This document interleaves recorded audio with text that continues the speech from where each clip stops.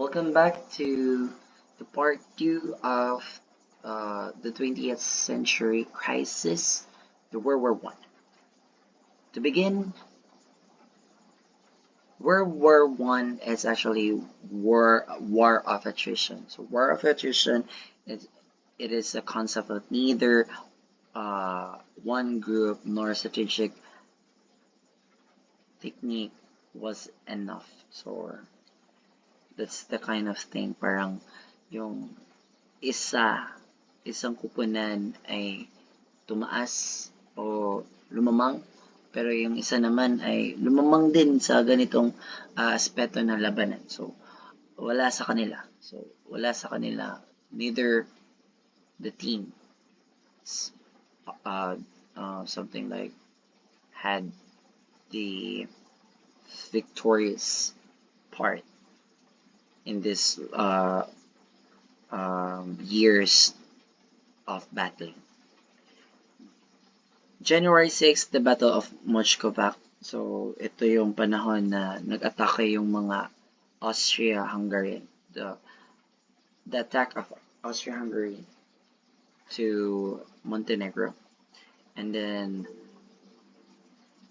people from Montenegro at that time surrendered together with the Serbs kasi Serbia was also helping this country or part of the Balkan minorities. And yun, nasaklap sila sa part ng Allied powers.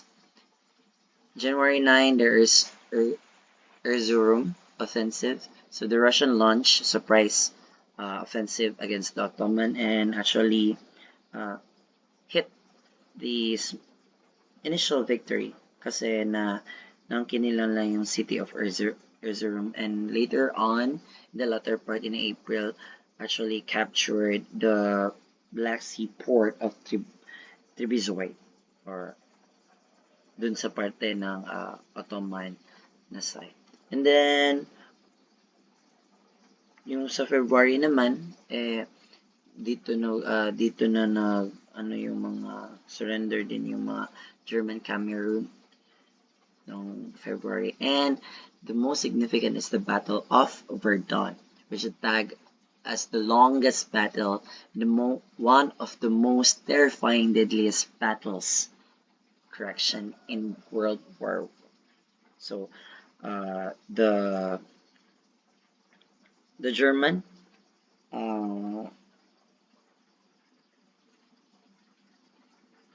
unlocked an assault, a devastating assault, and one of the part is yung si Eric von Falkenhayn. Si Falkenhayn.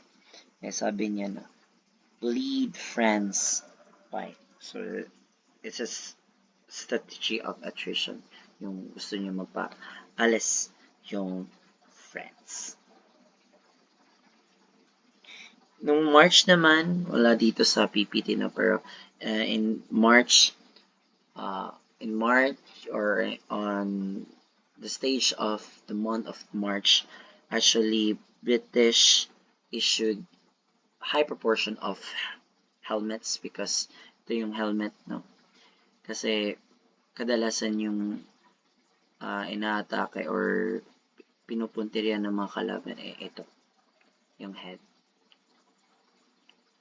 Kaya yun, nag-ano sila nag-issue ng maraming helmets. And then, in March naman, yung Portugal ay sumali sa war. Pagkapasok ng buwan ng Abril, ay nagkaroon ng hidwaan hinggil sa kupunan ng Inglaterra o Britanya sa pagkakalaban or in having a conflict in Ireland or the Irish Republic. So, nagkaroon sila na tinatawag na Easter Rising. So, nag-revolt sila. They made a revolt na nagmarka din sila sa parang nagsasabi na, ay kami din, magagawa kami ng ng aksyon o ng eksena. So, ayun. But, actually, they fail. So, nag-surrender din sila. Ayun, nag-surrender din yung mga British garrison na pinamumunuan ni General Townshend or led by the General Ton. That sabi na lang na we are suffered in this kind of situation, so magpapahuli na lang kami. So that's it. And to the keynote, Britain wanted Arab support for fight against Ottoman. And then nangyari ito nung June June 10 na nag-revolt ang Arabs then sa Battle of Mecca. But before that, we proceed to month of May, the Battle of Ashago, na Italian defenses have way na and the enemy was poised to break through. Yung ng Italian, no? Parang ito na sabi pa nila, okay, we got a plan, we got a way to defeat our enemy. But ito din yung nangyari na grabe din, no? Nagrabe din sa it's a great victory. It is an initial victory, pero victory for British, the Battle of Jutland. So major naval battle happened. And on June 4, Brusilov offensive costly. So si Brusilov si Alexei Brusilov and carefully maintains her prices. So nag-ano sila ng mga battles between the Central Powers, pero it was so expensive, pero nagki-claim nila na yung allies or allied powers are at the state of victorious moment. And then di naman ng patinag ang mga German or mga German ng Austria ng Ottoman na yung allied powers ng HMS Hampshire na pinatabob nila, which is namatay yung great iconic secretary na si Lord Kitchener ng Britain. Then the Battle of Mecca, the Arabs revolt. So yun, nag-revolt yung Arabs led by Hassan bin al, Sheriff of Mecca. And then noong July, the Battle of Somme, ang mga British at that time ay parang they're eager to win the battle, but first day pa lang they were sawi. They failed. They failed sure because of their artillery or tinatawag ng mga machines ay hindi na nagana.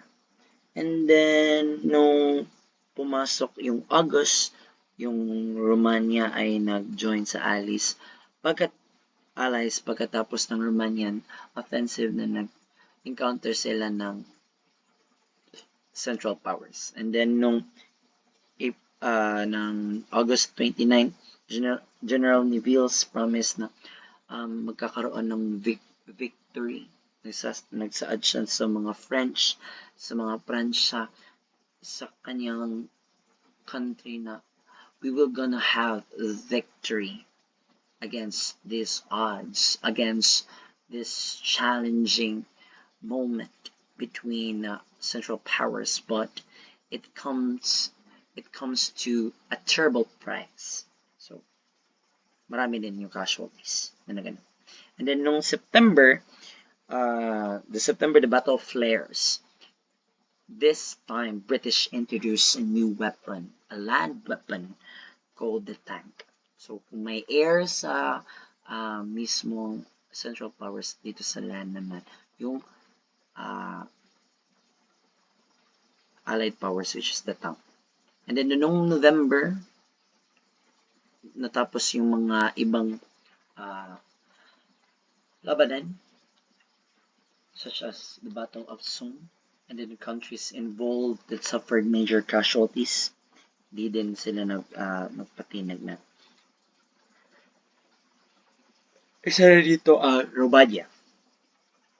Dito na part na significant individuals is yung mga tao na naging parte. Naging parte, malaking kontribusyon sa World War I. Si Franz Joseph na namatay na isang Austria Emperor, and then si Herbert Asquith, ito pinalitan siya ni David George. Ito naman, so sorry if it wasn't edited. Pinalitan si General Joffrey ni General Neville. So, dumako tayo sa panahon na naman ng 1970. Matapos yung 1916 na parang like it's a crucial for the Allied powers na parang tumaas din sila, but this time it's a breaking point.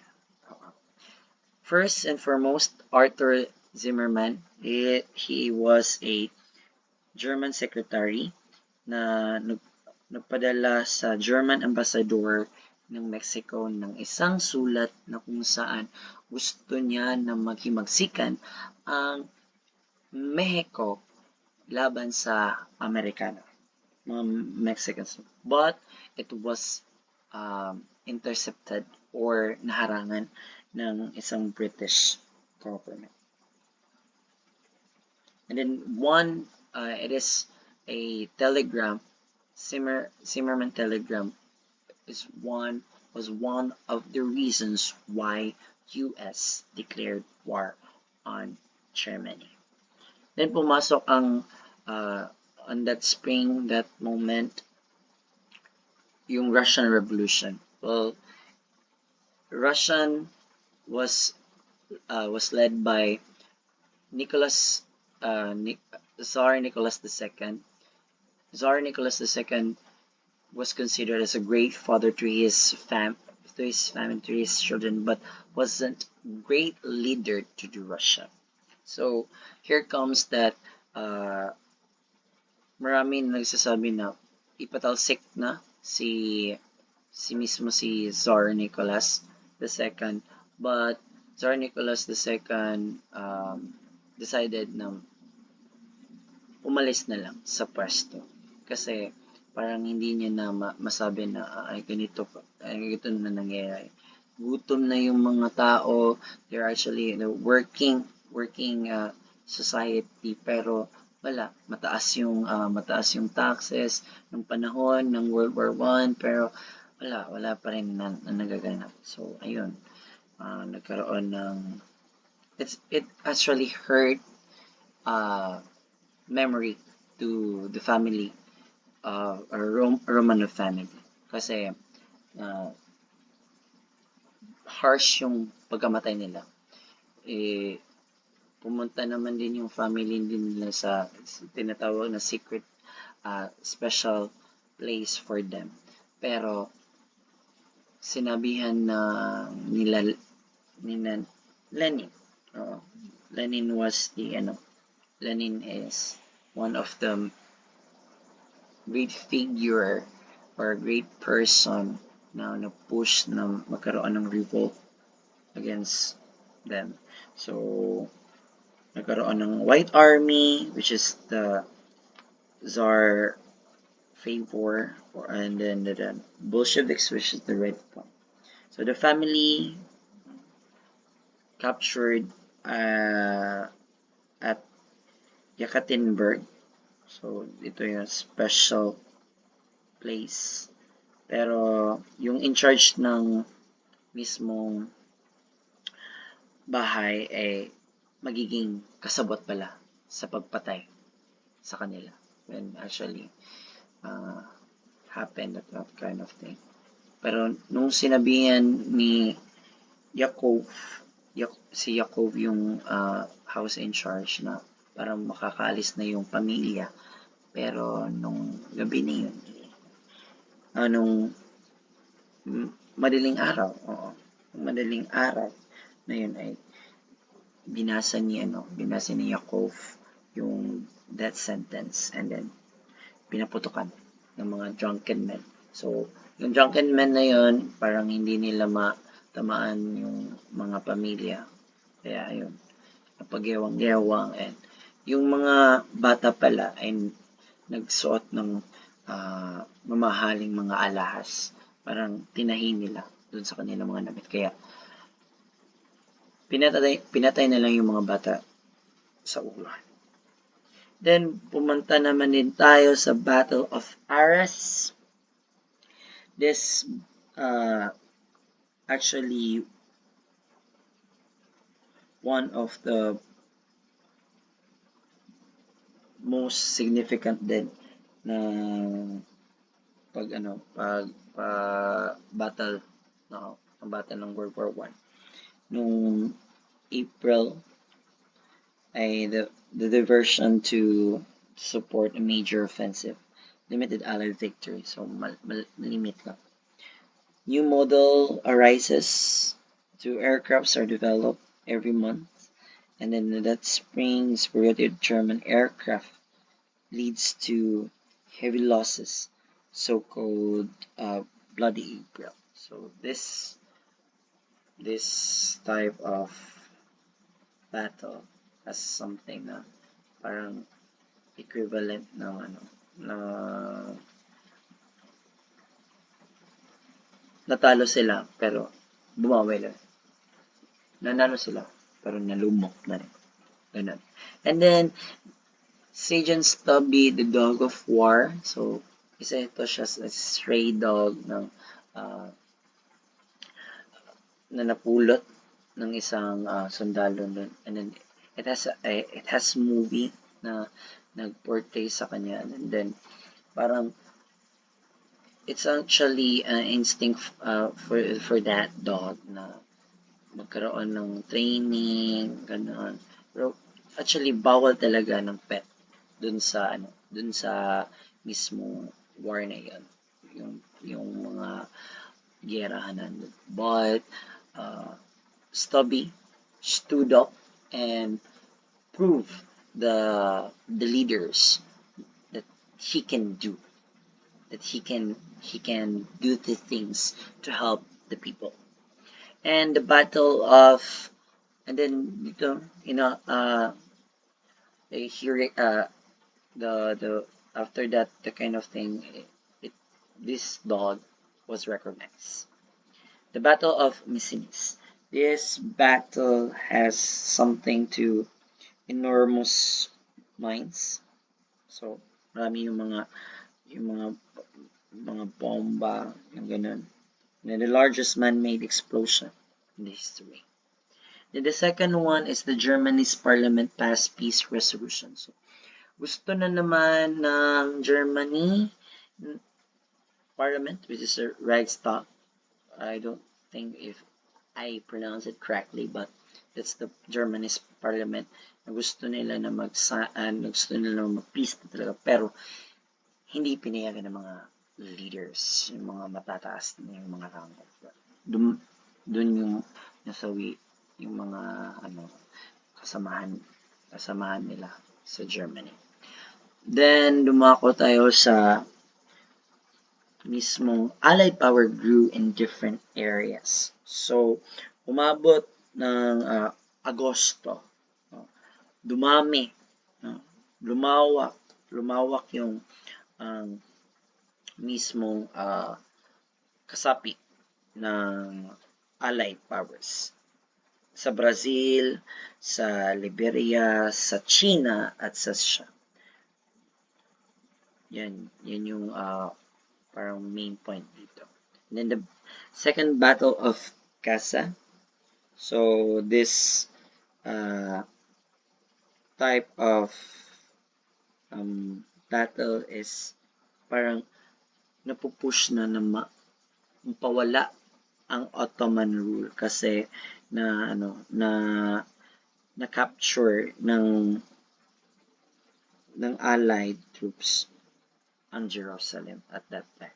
So that's it. But before that kind of thing, pumasok yung mga battle sa mismong Battle of Kut, the first Battle of Gaza, the rebels, no? Yung pagre-rebel ng mga Arab sa Ottoman, which is na-occupied by British military. So, ayun.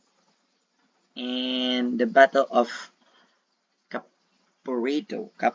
So, sa battle na ito is parang yung wala-wala na sa mismong part ng yung Russia may konting hidwaan na nangyayari yung Germany from Eastern Front ay pumunta sa Western Front, pero yung France at Britain hindi naman nagpatinag, so inequivalent din yung karamihan ng mga German. And then the British attack at Cambrai. Ito na part is malapit na matapos yung 1917. But actually, the first major tank assault in history. So, first day, 400 tanks spearhead. Pero, yun nga, may mechanical difficulties na nangyari. But, kaya ayun, nagkaroon ng pagkakataon yung German na may balik yung bumelo sila. Ayun, wala. Naging olats ang mismong Allied powers compared to the Central powers. Before it ending the significant events in 1917, in France, George Clemenceau became prime minister that called Tiger, and then he promised a total war and victory in November at that time. So parang nag-end yung 1917, nag-declare yung Finland ng independence from Russia, and then Romania signs armistice nung December, and then yung Russia nag-sign din ng armistice, or tinatawag na wala na sila, hindi na sila involved, armistice is hindi na sila involved sa mismong war na yan. Pumasok na naman din yung 1918 so the significant events in 1918 to 1919. So Treaty of Brest-Litovsk. So ito yung pag-sign ng Russia na sa ng peace treaty with the central powers na ibigay yung ito. Ibigay daw binigay nga ng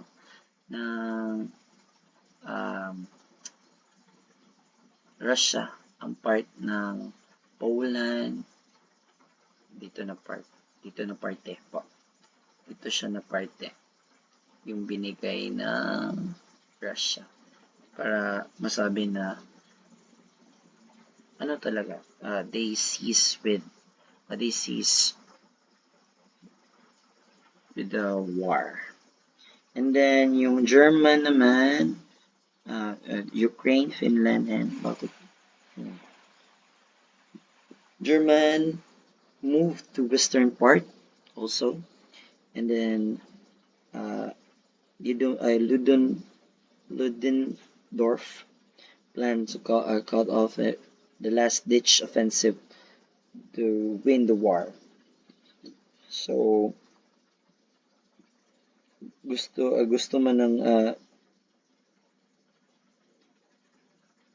gusto gusto nito naman ma-split yung France at Britain. Pero hinarangan na ni Ferdinand Foch ang ganitong setup. So ito si General Ferdinand Foch. The Battle of Belleau. So the Battle of Belleau is one thing na parang umusbong. Oo. Umusbong yung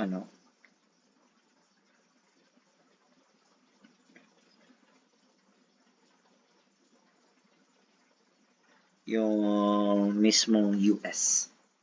I mean the Allied ha.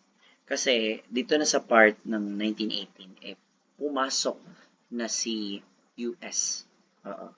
Sa first division and second division. So yung first division nung May and second division nung June. Tapos dito sa second division nag-declare ng victory kasi marami na yung mga Amerikano na pumupunta dito sa battle of sa battle or sa war na kung saan napupush nila na magkaroon ng victory. And nung nagkaroon din ng civil war sa Russia, which is the civil war is actually protesting kung sino ba yun talaga yung hahalili sa mismong Russia. Kasi yung Bolsheviks is mga mga komunista, 'di ba? So marami din ang hindi sang-ayon diyan. Mayroon din ang sang-ayon, meron din gusto nila constitutional monarchy na ibalik yung kagaya ng Romanov. Pero later on pumunta yung mga British and tsaka France para mag-intervene sa mismong civil war, pero at the end the Red raised their flag. And the Battle of Amiens or Amiens, I don't think that I pronounce it correctly, pero ito yung parte na nagbuo yung British, yung French at Australia and Canada na mag-support ng artillery and aircraft. Nag-add, parang dito na part is nag-move na sila. Nagkaroon na sila ng collaboration yung mga allied powers and then yung part ng trench warfare parang namo-move na siya. Like dito na part yung 'di ba, yung trench war. Pero namo-move na siya pabalik sa Germany. So they are having this kind of parang yung victory naman ay nasa Allied powers. This also called the Black Day of the Germany kasi marami na yung nagugutom, then marami din yung nagsusurrender na. Meron din mga battles na nangyari kagaya ng Battle of Dobropol, which is new Allied offensive breaks through Bulgarian signed armistice. Sorry. And noong September, Marshal Foch orders general attack. So, ito na, yung fully, no, yung Hindenburg line, Hindenburg line ay napupush na talaga pabalik doon sa Germany. And then, ayun na yan ang nangyayari. So, ito yan. Ito na yung panahon na ang aksyon ay talagang hindi naman talaga natin masasabi. Germany sends a request or sent a request to uh, to U.S. President Wilson in a sense of German's withdrawal. So nung October in na ano, nag-send ng letter ng request yung Germany na titigil na magwi-withdraw na sa giyera ang mismong uh, kanilang kupunan. Pero bago pa yan na mangyari na magkaroon ng treaty talaga, nagkaroon pa rin ng mga hidwaan, ng mga labanan. Kaya nung November 11 na yung mga German delegate sign na nagsasign na sila na magkaroon ng pagputol sa pagkakaroon ng labanan, nag, nagpapatuloy din yung mga parang it's something like they want to actually end the war, but the mga ibang tao or yung mga tao na ay push na lang natin to, malapit na, ito na yan though they are recovering from nangyari nung Battle of Amiens or Almian. I don't know how to pronounce. Pero they push themselves para mabalik din yung ganun setup. And then yung Ottoman signed armistice nung October din. Din yung nangyari is after the war, ito na. After the war, ito na yung nangyari. But to add more, isa sa mga tao na kinilala is si Henry Gunther, which actually thought to be the last soldier killed in World War I. And then German General von Lettow-Vorbeck is also surrendered yung dito sa Battle of Tanga, 'di ba? Kung na-remember niyo pa. So nag-ano din siya, nag-surrender na. But actually, ito yung after the total war, nagkaroon ng separation, nagkaroon din ng mga iba't ibang country na nag-usbong, and then they have their themselves. And the Treaty of Versailles signed on June 28, diba? Parang actually it's a 2014, 15, 16, 17, 8, like 5 years. Like that, or diba? 5 years parang. Woo! Then yung treaty na to is something like impose harsh terms for Germany.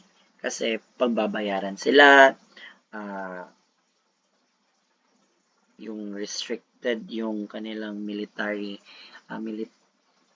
system nila na hindi yung marami talaga. So ganun yung Treaty of Versailles na nakasad. And then in Article 231, the Germany accepts responsibility. So that's it. I hope that you have this kind of knowledge about what happened to World War I. And if you have queries or something na bother pa kayo or hindi pa kayo, you're not having this kind of good information that you get from me, you can actually go to YouTube and search for other details, and then there's a lot of stories published stories na magkaka-help sa inyo. And then, hopefully, this video helps for you. Thank you so much.